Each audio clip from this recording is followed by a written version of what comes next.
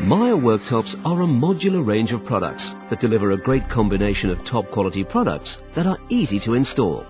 The sort of joints and finish that we will demonstrate today can be achieved by a kitchen fitter or even a competent DIYer with the correct tools and preparation. Even if you fit worktops regularly but haven't fitted Maia yet, this short demonstration will help you to achieve a top quality installation. If you've looked at some of the premium solid surface worktops in the market today, you'll perhaps be keen to have worktops with an undermounted sink, drainer grooves around the sink area, and most of all, virtually inconspicuous joints. We will never say invisible, but a well-fitted joint should have people guessing where the worktops meet. In this demonstration, we'll show you how to work with Maia.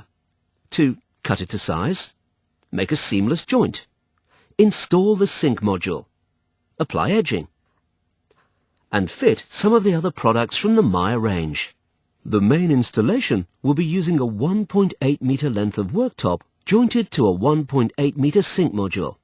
Here, we're using Volcano. Having the right tools is always key to a job like this.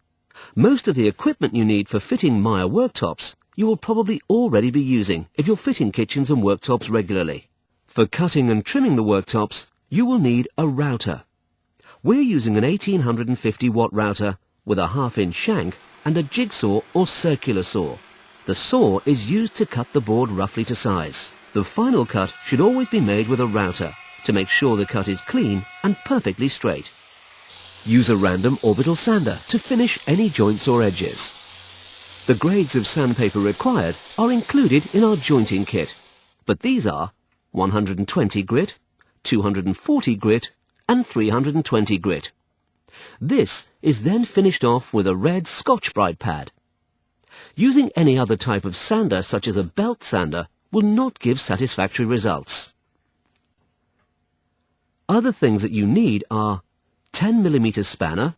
This is a ratchet spanner that is particularly useful for tightening the worktop bolts from underneath the units. Worktop jig, hacksaw, spirit level, masking tape, and tape measure.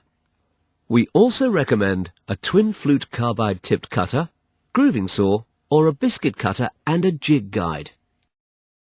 Clamps. We've used a quick grip clamp to hold the jig in place, and 3-way clamps when we fit the edging. Low modulus silicon sealant, or PVA adhesive, for sealing cutouts or the back edge of the worktop. The silicone required for the Maia sink module comes as part of the kit, so we've used this during our installation. The Maia jointing kit comes with all of the consumable items that you will need to complete one joint. If this is not available at the time of the installation, you will not be able to satisfactorily complete the joint.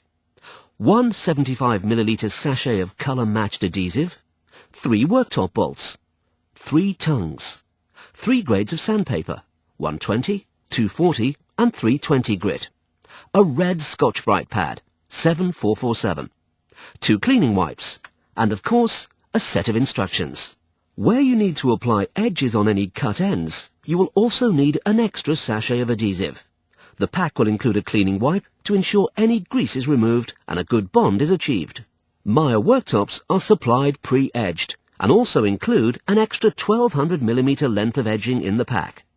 If you need additional edging, this is supplied on its own in a tube.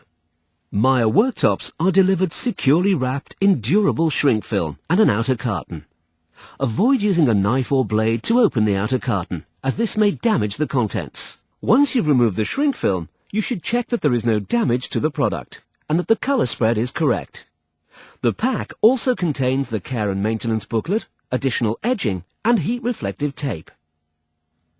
The booklet should be left with the householder in order to complete the warranty registration form.